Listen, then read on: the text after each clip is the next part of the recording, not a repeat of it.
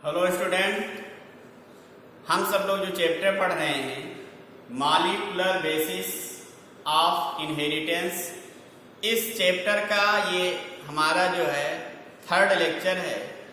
इसके पहले हम सब लोगों ने 2 लेक्चर पढ़ चुके हैं। जो नहीं पढ़े हैं वो हमारे जो है यूट्यूब चैनल पे जाकर 2 वीडियो लेक्चर हमने बनाया है, उसको आप सब लोग पढ़ लेंगे, देख लेंगे। फिर इसके बाद जो आज का टॉपिक है हम सब लोगों को जो पढ़ना है कि आनुवांशिक पदार्थ के बारे में पढ़ना है कि कौन जो है या किसे आनुवांशिक पदार्थ कहा जाएगा। आपको सर्च करना है कि आनुवांशिक पदार्थ कौन है। तो हमारा हेडिंग है सर्च ऑफ जेनेटिक मटेरियल। आपको पता लगाना है कि जेनेटिक मटेरियल कौन है या किसे कहते हैं। तो यहाँ पर सबसे पहले जो है न्यूक्लिक एसिड की खोज हुई, न्यूक्लिन की खोज हुई। न्यूक्लिन की खोज जो है या न्यूक्लिक एसिड की जो खोज है फ्रेडरिक मिशर नामक वैज्ञानिक ने किया। उसके बाद जो है गुणसूत्र की बात हुई। स्ट्रासबर्गर जो साइंटिस्ट हैं उन्होंने क्रोमोसोम्स की खोज किया। इसके बाद जो है मेंडल ने जेनेटिक्स के बारे में बताया या जो जेनेटिक मटेरियल के बारे में बताया कि जीवों में कोई फैक्टर होता है, कारक प्रेजेंट होता है जो एक पीढ़ी से दूसरे पीढ़ी में ट्रांसमिट होता है, मीन्स जाता है।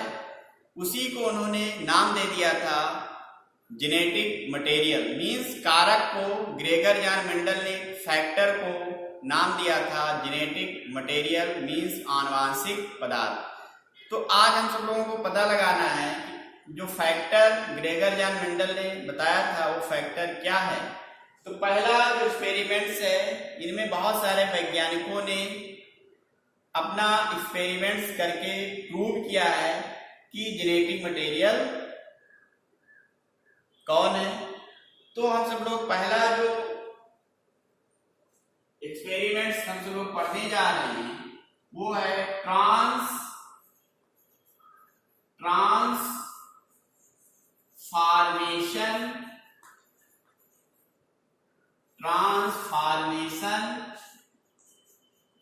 एक्सपेरिमेंट। ट्रांसफॉर्मेशन एक्सपेरिमेंट या हिंदी में कहते हैं या ट्रांसफॉर्मिंग एक्सपेरिमेंट्स, रूपांतरणीय प्रयोग है। तो ये प्रयोग जो साइंटिस्ट हैं फ्रेडरिक ग्रिफिथ जो साइंटिस्ट हैं उन्होंने किया। फ्रेडरिक ग्रिफिथ जो साइंटिस्ट हैं उन्होंने ट्रांसफॉर्मिंग एक्सपेरिमेंट्स किया। ये जो साइंटिस्ट हैं ये बना रहे थे वैक्सीन बना रहे थे। किस पे वैक्सीन बना रहे थे? निमोनिया। एक निमोनी डिजीज है उस पर जो है या उसके लिए इन्होंने ये फ्रेडरिक ग्रिफिथ साइंटिस्ट जो है निमोनिया का जो है वैक्सीन बना रहे थे। क्या बना रहे थे? निमोनिया का वैक्सीन बना रहे थे। और जो निमोनिया होता है ये बैक्टीरिया के द्वारा होता है। बैक्टीरिया का नाम है स्ट्रेप्टोकोकस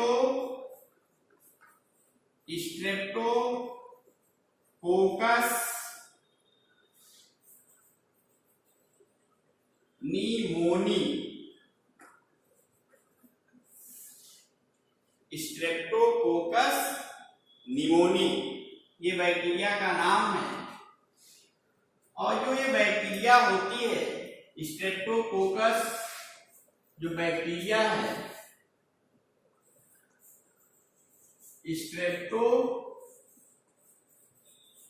कोकस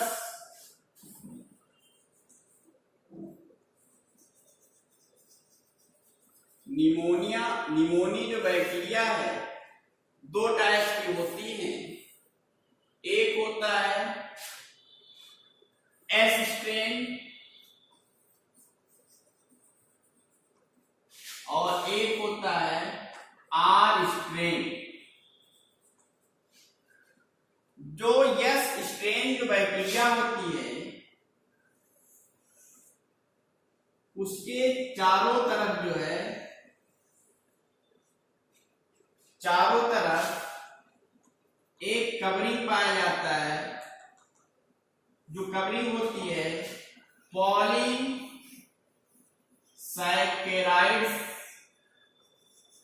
से बनी होती है।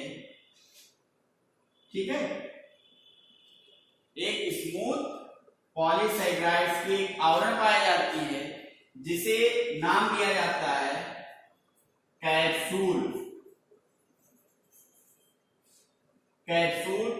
अब ये जो बैक्टीरिया होती है डिजीज काज करती है, इसलिए इसको हम सब लोग नाम देते हैं वायरुलेंट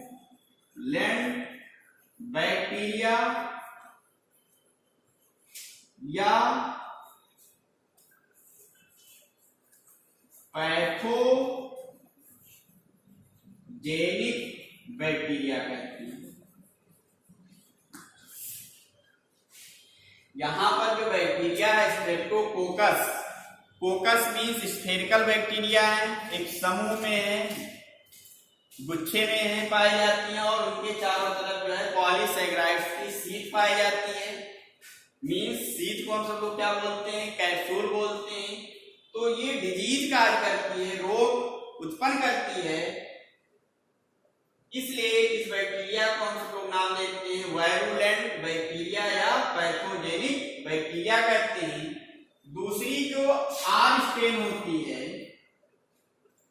जो आर स्ट्रेन होती है, यहां पर रफ जो वाल होती है रफ होती है, खुरदरी होती है और यहां पर पॉलीसैकेराइड्स की जो लेयर होती है एब्सेंट होती है, जिनसे इनकी जो दीवारें होती हैं रफ होती हैं, मीन्स खुरदरी होती हैं और ये डिजीज का करती हैं, इसलिए इसको कहते हैं ए वायरुलेंट बैक्टीरिया या नॉन पैथोजेनिक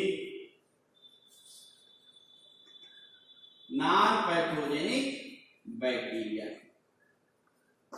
दो टाइप की बैक्टीरिया हो गई, एक वायरुलेंट जो डिजीज काज करती है, मीन्स निमोनिया रोग काज करती है, और एक दूसरा है ए वायरुलेंट, मतलब डिजीज को जो है काज नहीं करती है, जिसे हम सब लोग नॉन पैथोजेनिक बैक्टीरिया कहते हैं।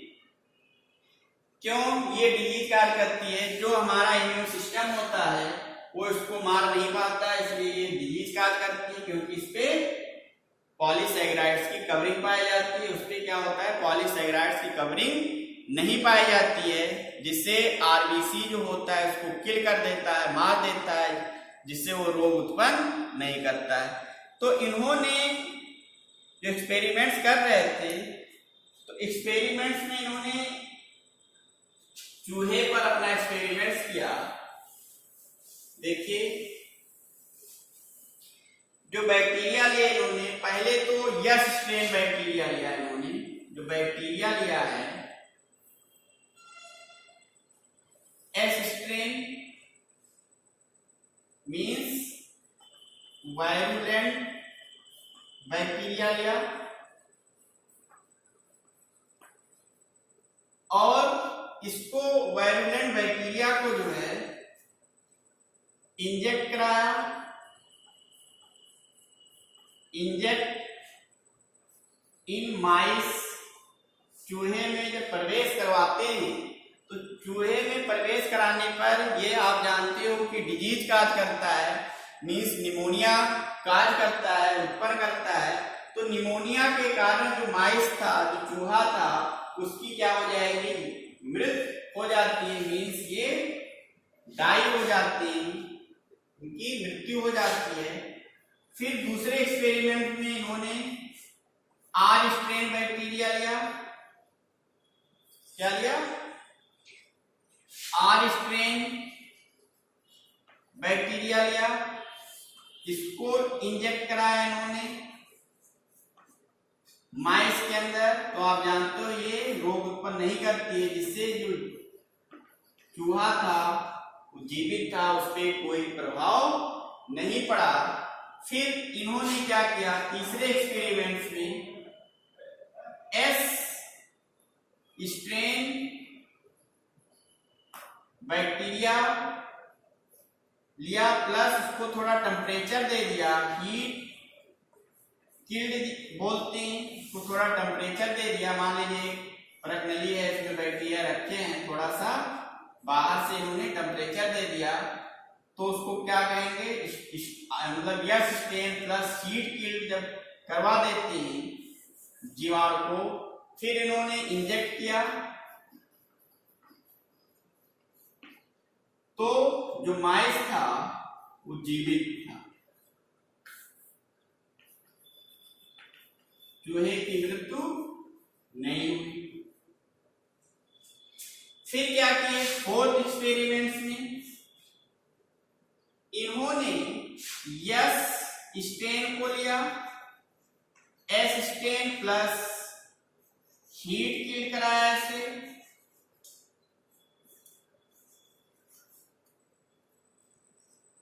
और आर स्ट्रेन को ले लिया, आर स्ट्रेन बैक्टीरिया को लिया इन्होंने। फिर चूहे में प्रवेश करवाते हैं,